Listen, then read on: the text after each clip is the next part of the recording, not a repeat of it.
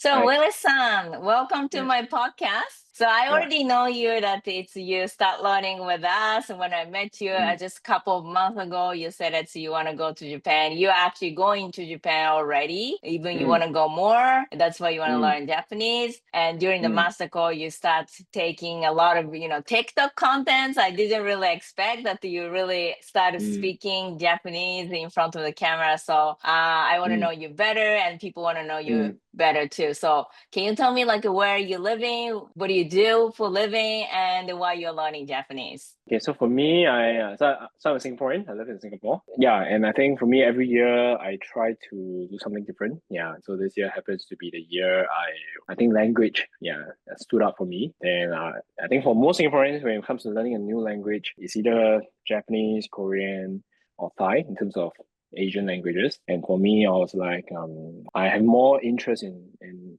Japanese rather than the rest. Maybe because there's kanji, so it's like Chinese, so I think I can relate to it more. So I think in the culture of Japan, yeah, I think I like it more. So I've been to Japan a few times, like, but it's always a pity that I have to use like a translator, yeah, or I can ask them to speak English and stuff.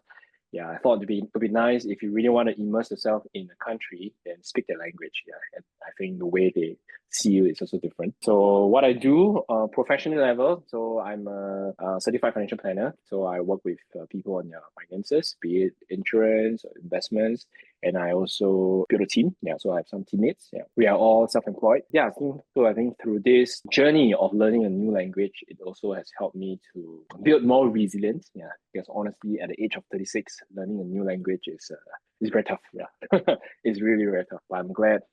I think through GLF teaching method, it has helped me to really. It has really helped me to push my limits. Like, yeah, just try it. Yeah, even if it sounds funny, it doesn't matter. Yeah, and stuff. Yeah. So I think that's pretty much where I am right now. Thank you so much. Then, Yeah. in this, era, we have so many ways to learn Japanese. Now it's like ChatGPT is really changing the world. A lot of people actually start learning that with the AI or like a new technology like AI. But over the thousands of the choice, why you chose Japan Language Factory specifically? So, I mean, honestly, I tried a few ways of learning. So my first experience was with group class, as usual, go for a group class in Singapore. I think that was when I started with all the hiragana stuff. Then after that, it was also 1 month thing. Then I mean, basics and all those things, I think that's fine. So there's a lot of repetition. But I realized that they use textbooks material, which is okay. I mean, that's the usual how we do it. But I guess the biggest difference now is if I'm still young, I have all the time that I can learn. Then I think textbook materials, it works. Yeah. But right now, as adult learners, we don't really have the time to do that. And most of the time, the scenarios that textbook use is not something that I use on a day-to-day basis. Yeah. So yeah, to a point, sometimes I was like, why am I learning this? I don't even get to use this conversations with people. Then that was when I started self, so I stopped going for group classes. I tried to learn myself, and I think it's so tough because it's contents everywhere. I don't even know am I correct or not. Then there's no structure, and all the way until I chanced on, and yeah, it's like an advertisement or something like I think maybe because I was in Japan, I saw like, learn how to speak Japanese in 2 months. So I was like, wow, this copyright is so good. Yeah, I need to meet the founder. Yeah, because marketing and stuff. Yeah, so I mean different elements on the business side of things, and also I think the process of learning the language. Then yeah, so eventually, I got to know Japan Language Factory more. Then I realized that over there, it's very interesting. They don't really teach you on like writing per se, and they made it clear. Like if you want to come to JLF, it's really about speaking and listening. Yeah, the rest you own self study, something like that. Yeah. So for me, I came in with that, I think, that expectation. So yeah, then I saw how the classes were being taught, and the coaches, like my coach, we literally just chatted. And anything that I do not know, I ask him, and he'll tell me how it works. Yeah. So I think the beauty of GLF is you can customize the learning in terms of what you want to learn. Yeah. For me, I'm not so concerned about the day-to-day situations like hobbies, interests, and all those things. Yeah, not so much for me, but I'm more interested in my own life. Like let's say maybe sometimes more complex situations like my work stuff. Yeah, I meet a client, this client says buy spot something, didn't buy something, I feel sad, I feel happy, blah blah blah. Yeah, those kind of things. And I realize this method works for me because then I get to internalize the words that's being used. Yeah, then I remember it better. So yeah, so fast forward. I mean now it's about I think it's about close to 5 months. Yeah, and yeah, honestly, if I look at the past document, the notes that I have, I'm like, oh wow, okay, I actually had a lot of sentences that yeah, just that now yeah need to really internalize it. Yeah, that's all. Yeah. Amazing. It's a lot of many factors, how do you really make a time with your really busy schedule? Because I know your Instagram, you have lots of conference, business Mm, meeting, you have mm, mm. work, and usually how do you really make a time, or how to motivate yourself to make a time? I think learning a new language is not anything different from the other things that we do in life. I think it boils down to how important you feel picking this language up is to you. Like it's a bit like fitness. It's like I don't know. It's like taking care of the kids. It's like something like in work, right? So for me, I think since I already set this as a goal, then I need to set up, which is the motivation, right? So I know what's my motivation. I know what's my goal, and also have a certain desire to improve. Then for me, how I keep myself motivated is I set this weekly routine. Yeah. Because I mean I have done content making before, so I thought, hey, why not I just start a new channel, yeah, to document, like it's a form of practice and something like that just for fun, yeah. And I thought those were useful for me because and it's more like accountability. Okay, every week I need to post one video, which means say, okay, I need to practice it first before I can shoot the content, before I can take the video. And through this process, then it's like, okay, I'm actually doing some form of practicing. Then time wise, I think a lot of people think that you need to spend hours on it. And honestly, I mean, unless you are you are really, really, really, very, very, very into it, and that's very intensive, then I think so be it. But if not, I think every day just set aside 10 minutes, 15 minutes, or whichever, whatever that works for you. Just even one sentence and repeat it for a few times. Yeah. 5 times, 10 times, and it shouldn't take you more than 10 minutes to do that. Yeah. I think that's good enough. Yeah. So it's about muscle memory. Yeah. So I think that's how I do it. And one useful thing that I find myself that worked for me is the dictionary, just like when you learn English and Chinese, we have the dictionary thing. Yeah. So every time I come across new words, I do not know what that is. I just search it up and I was like, oh, okay, roughly, you get some understanding. Whether you can remember it, okay, that's another thing. But for the time being, just get exposed to as many more as many inputs. They call it inputs and outputs. Yeah, we get inputs and output. We need a balance. Yeah, but for a start, I would think output is more important than input. Yeah. Yeah, you told me interesting word like muscle memory and output. And Mm. I can see a lot of people actually spend the time of more input. They actually use a Mm. lot of language apps, or even Yes, yes, I have yes. I have heard so many times, I like Japanese drama. I like watching Mm. Japanese series, and they Mm. have so much input. And they say that Mm. it's after watching so many things, I still cannot talk. Yes, But yes. it's more our training is about muscle memory. All It's right. like Yes. you learn the sentence as package, not just dividing a small pieces. So Yeah. what do you think about those? The most, because people say I have to learn those small thousands of pieces to really build the sentences. I think, if we bring our logical mind into learning a language, that's how we will do it. We were like, why is this like this? Why is it like that? Because I mean, I used to ask all these questions. In fact, I'm still asking. But some things it's just like in English. Certain things it's just like this. Yeah. And whether English or Chinese, yeah. Like to a point whereby if someone asks, why do we say this?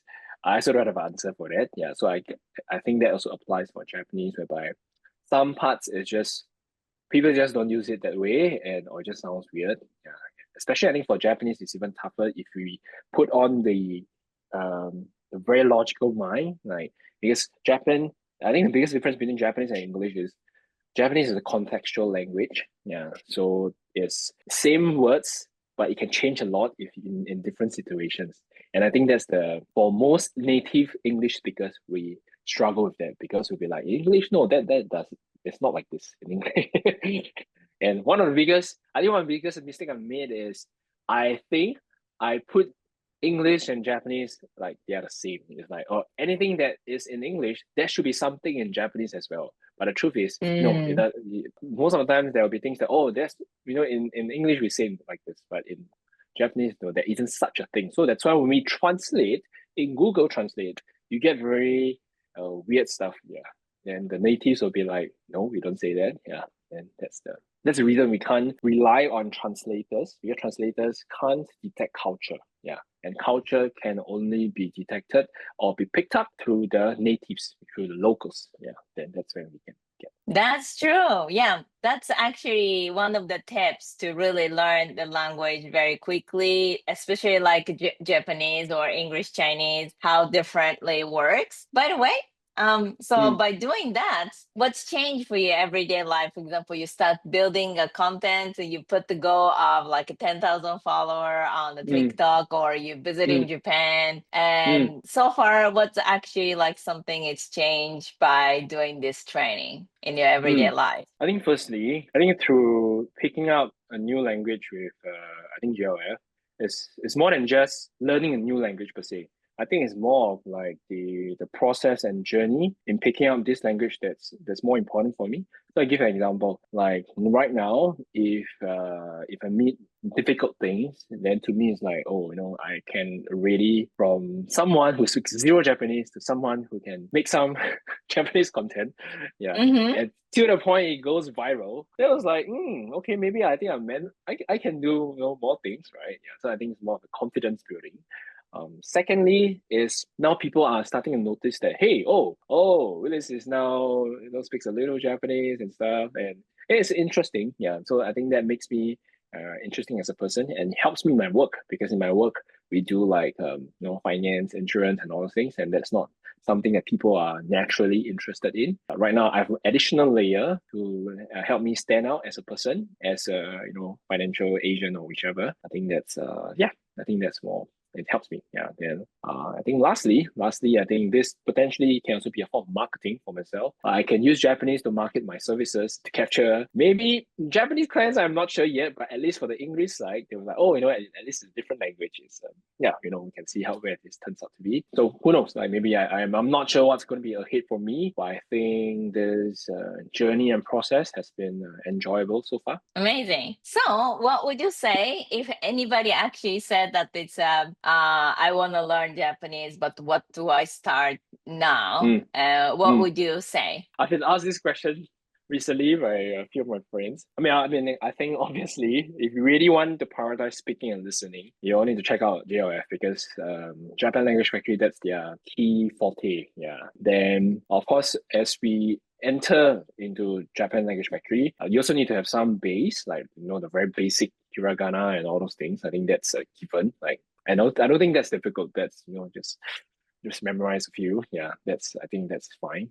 Then I think a lot of practice is required. I think having a one-to-one, yes, forgot to mention this. Having a one-to-one coach that can understand English well enough, I feel that helps me a lot. Yeah, because a lot of times when I still need to express myself in English, yeah, but the coach is able to pick this up and then give me the Japanese way of saying it. I was like, oh, okay, that's very different from how I imagined. Because when I imagine, I use my English mind to imagine it, and my coach will be saying that, hey, I know you're using your English mind to speak.